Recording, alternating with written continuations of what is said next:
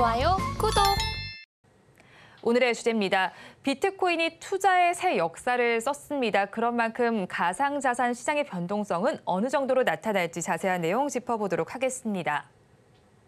어제였죠. 미국 증권거래위원회가 비트코인 현물 ETF를 승인하게 되면서 비트코인이 등장한 지 약 15년 만에 제도권에 들어오게 됐습니다. 한편 우리나라 금융당국의 경우에는 자본시장법 위반 소지가 있다는 이유로 이 매매를 좀 차단한 상황인데 글로벌 가상자산 시장 전반에 예상되는 변화 어떻게 보시나요? 드디어 이제 미국 증시에서 ETF를 판매할 수 있게 허가를 해줬어요. 현물 ETF인데 선물은 이미 2년 전에 이제 시작을 했고 전문가들이 뭐 우리나라 그 돈으로 뭐 한 100억, 그러니까 미화로 한 100억 달러, 500억 달러 정도 이제 자금이 유입될 거라고 막 예상들을 하고 계신데 사실 100억에서 500억 달러 그러면 너무 갭이 크죠.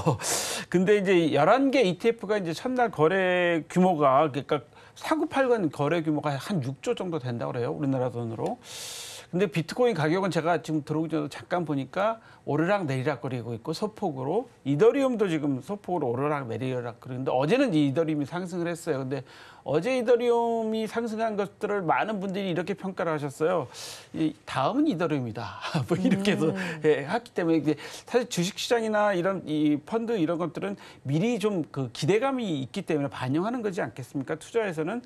자, 이렇게 보면 근데 이제 문제는 뭐냐면 국내에서는 금융투자업자, 증권회사들이 중개하는 건 불허한다. 왜? 우리 금융투자업법상에 들어가 있지 않는 항목이기 때문에 불허한다 했는데 또 오늘 다른 보도를 보면 캐나다나 독일의 선물 ETF 현물 ETF 이미 거래하고 있었다. 근데 그거를 왜 중단을 못 시켰냐, 뭐 이런 얘기를 하고 있는데 사실 이제 우리나라 이제 금융당국이 이걸 미리 이제 증권회사들에게 이게 법에 위반 소지가 있다고 알려준 이유는 뭐냐면 캐나다나 독일하고는 규모가 틀리기 때문이죠. 그리고 상징성이 있는 거죠. 왜냐하면 미국에서 이미 ETF 거래가 이제 비트코인 시작됐다 그러면 이 상징성이라는 것은 전 세계적으로 뭐 퍼질 수 있는 거고 어느 보도를 보면 뭐 베네수엘라 지금 떡상했다 뭐 이런 이야기도 나오지 않겠습니까? 근데 그 베네수엘라는 뭐 워낙에 이제 경제 규모가 다르기 때문에 하지만 전 세계적으로 의미가 상당히 커지게 되는 거기 때문에 그래서 아마 그런 것 같은데 다만 우리가 더 주의하셔야 될 게 있습니다. 게리 겐슬러 그 미국 SEC 위원장도 무슨 말씀을 하셨냐면 수많은 위험에 좀 주의를 해야 된다라고 말씀하는데 사실 저는 이 말씀을 우리가 좀 귀담아 들어야 된다고 생각하는 게 이런 그 ETF 상품이나 좀 최근에 문제되고 있는 홍콩 ELS 상품이나 과거 독일 ELF 뭐 이런 것들 이 파생 상품을 가만히 살펴보시면은요. 투자 위험에 주의하지 않으면 진짜 이런 말씀들에 귀 기울이지 않고 투자 선택에 제대로 판단하지 않으면 자칫하면 큰 손실이 나올 수 있거든요. 특히 이런 상품일수록 더한데요. 사실 이런 우려들을 하고 있습니다. 반대로 미국의 암호화폐 거래소들, 가상자산 거래소들이 오히려 거래가 줄어들 수 있다. 가치가 떨어질 수 있다는 얘기가 무슨 얘기냐면 지금 11개 ETF의 수수료율이 뭐 0.2%서부터 많으면 1.5%인데 대부분 다 0.2%, 0.5% 미만이에요. 그러다 보니까 비트코인 살 때 앞으로 거래소 통하지 말고 ETF로 투자해서 하는 게 훨씬 수수료를 줄일 수 있네. 이게 사실 0.5%, 1%, 뭐 0.25% 이런 것들 말씀하지만 거액을 투자하는 사람들 입장에서 금액이 큰 거거든요. 그렇기 때문에 오히려 미국에 있는 이런 가상자산 암호화폐 거래소들의 수익이 줄어들 수 있다. 뭐 이런 이야기들도 지금 하고 있거든요. 그러니까 항상 우리 경제 상황이 벌어질 때는 명이 있으면 암도 있다라고 보셔야 될 것 같고요. 반면에 이제 비트코인, 이더리움, 리플, 리플 같은 경우는 지난 7월 소송에서 그 법인에 판매하는 것 이외에 개인한테 판매하는 건 증권이 아니다고 이미 소송에서 약식 판결이 나왔기 때문에 상당히 지금 이 세 종목에 대해서는 그 투자자들이 긍정적으로 바라보고 있는데 여기다 이 현물 ETF까지 이제 비트코인을 미국에서 승인을 해줬단 말이죠. 그러면 다음 순서는 당연히 이더리움이 가능성이 높은 것이고.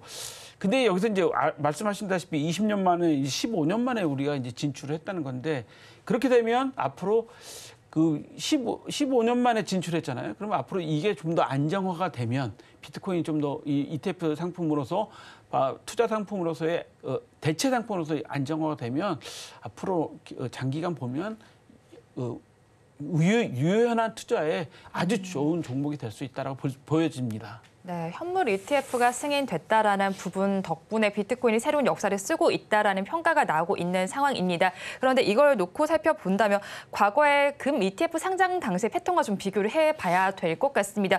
금 ETF 상장 당시에도 출시 3일 만에 1조 이상의 자금이 몰리기도 했고요. 지금은 77조 원의 거래가 지금 이루어지고 있는 곳입니다. 그렇다면 비트코인 현물 ETF 역시도 이런 방향성을 잡을 수 있을까요? 저는 있다고 봐요. 왜냐하면 지금 그 금 우리가 투자를 할 때 사실은 그 우리가 펀드 투자 과거에 저는 이 기억이 나요. 그 정식 펀드를 투자하시라고 많이 권유들을 했던 적이 있습니다. 네. 그때 무슨 말씀들을 드렸냐면 최소 3년, 최고 5년 이상의 투자를 하셔야지 정식 펀드도 이익을 보실 거다고 우리가 장기 투자를 지금 사실 많은 전문가들도 장투 이야기를 많이 합니다. 장기 투자 이야기 많이 하시는데 마찬가지로 이런 비트코인 ETF도 앞으로 장기 투자를 염두에 두시면 분명히 이익이 되실 거고요. 그다음에 금 ETF 같은 경우도 장기 투자하시면 많이 이익을 보십니다. 저 같은 경우만 해도 뭐 제 경험입니다만 지금 한 투자한 지 한 12년 정도 투자라기보다는 그냥 끝전 모아서 한 금 현재 그 투자 수익률이 한 60%가 넘어요. 그렇게 생각해 보면 여러분들이 잘 생각해 보셔야 될 게 뭐냐면 그렇게 생각해 보면 그 장기 투자는 사실은 대안 상품에 있어서 단기 투자하는 것보다 훨씬 더 유리한 것을 가지고 있다라고 볼 수 있는 거죠. 실제로 저는 이 비트코인이나 이게 가상자산들이 앞으로 투자 시대의 대안이 될 수 있을 거라고 생각하는데 이 대안이 되고 있다는 것은 우리 그동안에 그 금시세나 뭐 여러 가지 주식 주가가 떨어지거나 경제 상황이 안 좋을 때 대안 투자로 선진국에서 많이 활용을 해봤거든요. 다만 이제 시장에서는 이제 투자 검증이 좀 이루어져야 되겠죠. 선물로 투자했을 때 어느 정도나 변동성이 높은 건지 어느 정도나 일반인들의 인식을 제대로 할 수 있는 건지 사실 지금 비트코인 그래도 사실 아직도 이해 못하시는 분들이 많아요. 아직도 이해 못하시는 분이 많고 뭐 다른 코인들도 또 많이 나오고 있거든요. 소위 말하는 잡코인들도 많이 나오고 있어서 우리나라도 그런 코인 때문에 사실 작년에 문제가 많이 되기도 했었잖아요. 네. 그런 거 생각해 보면 뭐 시세 조작 특히 주식보다는 시세 조작하기 더 좋습니다. 왜냐하면 이 코인 시장은 24시간 잠들지 않아요. 그리고 투자자를 어떻게 보호할 것이냐, 뭐 이런 문제도 있고 어디를 기준점으로 잘 잡아야 될 것이냐. 그렇기 때문에 아마 우리나라에서도 지금 잠깐 법적으로 지금 위법 사항이 보이니 잠깐 투자를 중단하시오라고 했던 이유가 이게 좀 법으로 우리나라도 이제 미국에서 이제 승인이 됐기 때문에 법으로 어떻게 이것을 제한할 것인지 제일 중요한 거는 투자자 보호를 어떻게 할 것인가. 이게 가장 중요한 거거든요. 그래서 투자자 보호는 사실 시세 조작도 못하게 하고 해야 되잖아요. 얼마 전에 그 대통령께서 그런 말씀하셨죠. 매도하는 모든 주식 그런 상황도 공매도도 앞으로 법적으로 확실하게 투자자 보호가 이루어지지 않으면 계속 막겠다고 말씀하셨잖아요. 이게 네. 그러니까 정부 당국이나 모든 미국 당국도 마찬가지인 거죠. 그 투자자 보호가 안 되면 앞으로 승인해주지 않겠다는 거기 때문에 아마 미국도 투자 이제 11개를 승인해 줬으니까 충분한 이 검증 시장에서 검증이 이루어지고 나면 앞으로 유망한 투자 종목으로 될 것 같습니다. 투자자 보호가 어떻게 이루어질지를 저희가 좀 살펴봐야겠습니다. 또 지난해 말에는 홍콩 ELS 상품 손실 구간에 진입을 한 상황이었습니다. 손실률이 큰 상황인데 최근 업계에서는 더 큰 고비가 올 것이다라고 전망을 하고 있습니다. 홍콩 ELS 사태에 대해서 시발점과 좀 중점적으로 봐야 할 사안 좀 짚어주시면 어떨까요? 저는 앞서도 투자자 보호를 말씀드렸는데 너무나 가슴 아픈 일들이 지금 계속 벌어지고 있잖아요. 독일 ELF 사태도 이제 겪어봤고 그 전에 저희가 사모펀드 때문에 문제됐던 펀드들도 많이 봤잖아요. 근데 이번에 또 ELS 홍콩 사태가 일어났단 말이죠. 그래서 제가 이 꼼꼼히 좀 다시 한번 살펴봤더니 2021년에 홍콩 ELS를 이제 우리나라 은행들이 많이 판매를 했는데 네.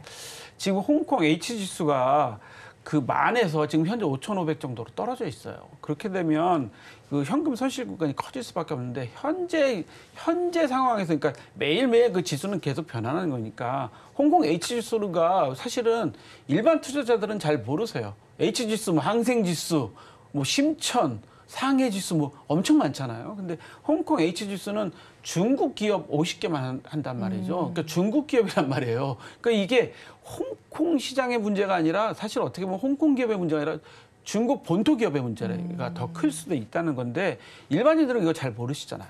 이거를 모르는 상태에서 은행들이 판매를 많이 했어요. 또 문제는 뭐냐면 지금 원금 손실 구간이 한 6조 2천억 정도 예상하고 가입자만 한 10만 명이라고 하는데 제가 이거 자세히 좀 피해자들이 하시는 것도 좀 자세히 살펴보고 네. 금융당국 것도 다시 한번 다 제가 서치를 해보니까 문제는 뭐냐면 재가입자가 90%인데 이게 2017년부터 팔았단 말이죠. 2017년에서 2021년까지 팔았는데 그때는 조기 상환에도 문제가 없었어요. 왜냐하면 지수가 떨어지지 않았기 때문에. 네. 그랬는데 재가입자 그러다 보니까 수익률이 좋네. 그러니까 다시 또 가입하신 거죠. 그런 분들이 90%라는 거죠.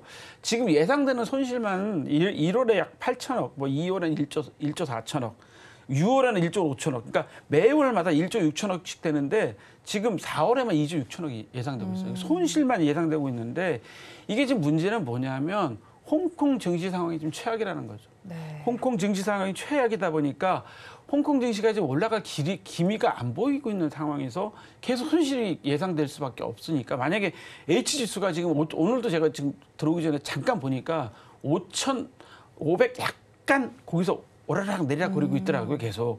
그런데 이게 더 떨어져 버리면 그때는 정말 대책이 없어져 버리는 네. 거잖아요. 근데 여기 문제는 뭐냐면 제가 걱정스러운 게 이 재가입하신 분들에 대한 문제인 거죠. 그러니까 이것들을 무슨 얘기냐면 아니 재가입하신 분은 이미 투자를 해서 한번 이익을 보셨잖아요. 네. 그런 분들이 다시 가입한 거니까 이분들은 모르고 가입한 사람들이 아닌데라고 평가가 되지 않겠습니까? 우리 독일 EF 사태에서도요. 재가입하신 분들에 대해서는요. 그 손해배상 비율이 10% 15%뿐이 안 됐어요. 아주 낮은 비율이었기 때문에 정말 지금 제가 우려되는 것들이 투자자들이 여기서 많은 손실을 보실 게 예상되고 또 ELF 사태가 우리가 이제 알 수 있는 그 배상해줬던 비율이기 때문에 보면 뭐 연령이나 투자 경험, 그다음에 상품을 얼마나 이해했느냐 이것 따라서 네. 또 배상 비율이 달라졌기 때문에 전 제일 우려되는 게 90%가 재가입 비율이기 때문에 이건 투자자 보고 하나도 안 이루어져 있는 상태인 거죠. 어떻게 보면 이게 ELF 뭐 아까 우리 지금 비트코인 ETF 얘기했는데 이 비트코인 ETF도 비트코인 가격에 따라 지수에 따라서 네. 움직이는 펀드잖아요. 마찬가지로 이 홍콩 H 지수에 따라서 움직이는 ELF ELS 상품이었기 때문에 우리 홍콩 H지수에 50개 상품이 회사가 어디 들어와 있는지도 정확히 모르는 거고 그런 상황인데 더군다나 중국 기업만 들어와 있는데 아시다시피 중국 기업은 지금 매우 지금 어려운 상황입니다. 네. 지금 상장을 안 하고 있는 상황이고 중국이 지금 리오프닝 때문에 우리가 좋아질 줄 알았는데 그렇지도 않는 상황이기 때문에 지금 많이 지금 걱정되고 있는 상황이어서 정말 이제 투자자분들이 제가 늘 말씀드리지만 이제는 공부하지 않으면 투자 안 하시는 게 좋고 여기 연세 많으신 분들이 가입하셨다고 그러는데 금융기관에서도 이런 것들을 연세 많으신 분들한테 잘 네. 설명하지 않았으면 이건 정말 심각한 문제 같아요. 네, 그렇죠. 재가입률이 90%나 되는 만큼 투자자 보호 측면에서도 좀 문제가 있을 것으로 예상이 되는 상황입니다. 그리고 2024년 올해 첫 주 개장한 홍콩 증시를 두고는요. 2005년 이후로 최악의 출발이다라는 평가가 나왔습니다. 특히 홍콩 증시의 경우에는 4년 연속 하락세가 심화가 되면서 좀비 시장이다라는 꼬리표도 달고 있는데 홍콩 증시가 이렇게 장기적으로 부진을 겪게 된 원인은 어떤 걸까요? 저도 찾아보니까 역사적으로 홍콩 증시가 한 160년 이상 됐더라고요. 네. 우리가 중국이 100년을 지배했지 않습니까? 그러면서 홍콩이 어떤 도시가 됐죠? 홍콩 하면 떠오르시는 게 뭐죠? 뭐 딤섬? 침사추이? 뭐 이런 것들 떠오르시겠지만 사실 홍콩 하면 떠오르는 게 아시아 금융의 허브였어요. 영국의 지배를 받고 있는 상황에서는 모든 게 자유화되어 있었기 때문에 런던 금융시장처럼 아시아 금융의 허브여서 거의 모든 그 글로벌한 금융기관, 금융회사들이 홍콩에 다 아시아 지역 본부를 두고 홍콩에서 거래를 했습니다. 근데 중국으로 반환된 이후에 정치적인 상황이 아주 어려워졌죠. 그러면서 거의 모든 이제 많은 금융기관들이 이제 아시아 본부를 옮기고 있는데 우리나라도 그래서 송도로 뭐 금융허브를 좀 옮겨서 받아야 된다. 또 도쿄로 옮기고 있다. 뭐 이런 상황이 벌어지고 있는데 그러다 보니까 이제 어떤 정치적인 상황에서 홍콩이 약간 그런 점에서 약해진 상황에서 중국 경기가 또 좀 어려워지다 보니까 홍콩 증권 시장에 중국 기업들이 많이 상장돼 있는데 그것들이 이제 계속 연속 하락했는데 작년만 14%를 하락했답니다. 나스닥이 43%, 니케이가 한 22.5%, 니케이 225가 28%. 뭐 우리나라 시장도 약간씩 다 오르고 있는 상황인데 완전히 홍콩, 특히 H지수 같은 경우 완전히 하락한 지수가 돼버렸죠. 거기다 거래 실적으로 해서 2022년, 2023년에 홍콩의 증권회사가 한 80여 개가 이제 폐업을 했고 작년 1일 거래량이 홍콩 증권시장 거래량이 약 400억 달러를 하루 거래량이 근데 테슬라의 하루 거래량이 300억 달러랍니다. 그러니까 테슬라 거래량 정도 수준뿐이 안 되는 시장으로 네. 지금 지금 몰락하게 된 거죠. 생각하시면 홍콩의 전 세계 글로벌한 그 아시아 금융시장에 본부가 다 모여 있었는데 완전히 테슬라 정도뿐이 안 되는 시장 훅 줄어들었다고 생각해 보시면 얼마나 이게 시장이 줄어드는가 상상이 되시는지 잘 모르겠는데 저는 좀 상상이 되거든요. 그러다 보니까 중국에서도 신규 상장이나 상폐가 급감하고 있고 민영화 기업이 홍콩에다가 상장할 이유가 없는 거죠. 중국 기업들이 국영화 기업들이 민영화되면서 할 필요가 없게 되는 상황이 되다 보니까 어려워지고요. 금융이 많이 제한되고요. 아시다시피 미국 국가보안법이 시작됐어요. 네. 홍콩에서 중국 국가보안법이 시작됐고 아시다시피 중국에서 홍콩에 데모했었잖아요. 그때 시위할 때 뭐 우산 피고 시위하고 뭐 민주화 시위하고 그랬지 않습니까? 그러다 보니까 이게 자유지수도 29위에서 49위로 떨어졌답니다. 그러다 보니까 이제 점점 외국인 투자들도 줄어들게 되고 홍콩을 떠나게 되는 거죠. 거기다가 아까 말씀드린 것처럼 중국이 리오프닝 하면서 글로벌 시장에서 위상이 과거처럼 그렇게 중국이 커지지 않다 보니까 지금 중국은요 많이 걱정하고 있어요. 그다음에 중국이 기업 규제를 세게 하다 보니까 상장 기업들이 우량 기업들이 상장할 이유가 없어져 버린 거죠.